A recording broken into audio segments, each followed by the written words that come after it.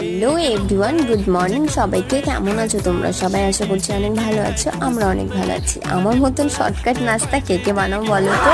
সকালে উঠে চলে গেছিলাম রুটি বানাতে। এটা একটু আলাদা টাইপের রুটি। যদি তোমরা রেসিপিটা জানতে চাও অবশ্যই কমেন্ট করে জানিও। বাট খেতে দারুণ, সত্যি বলতে অনেক সুন্দর লাগে। যাই হোক, আমি এবার রুটিটা বসিয়ে দিয়ে আমি একটু ঠাকুর ঘরটার সামনে দেখিয়ে দিই, কারণ আমি রুটি আর চা করার পরে যাব পুজো দিতে স্নান করে। তো আজকে ওয়েদারটা খুবই সুন্দর ছিল।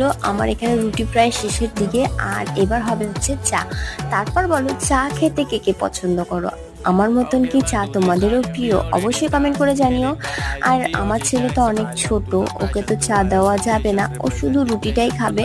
আর এখানে চা রেডি, বরের জন্য চা আর রুটি নিয়ে যাচ্ছি, আর আমার ছেলের জন্য ছোট্ট থালে একটা রুটি, কারণ ও সবসময় আলাদা খেতে চায়। যাই হোক, আজকের মিনি ব্লগ এখানে শেষ। নেক্সট ব্লগিং ভিডিও নিয়ে খুব তাড়াতাড়ি আসছি। Tata, bye bye.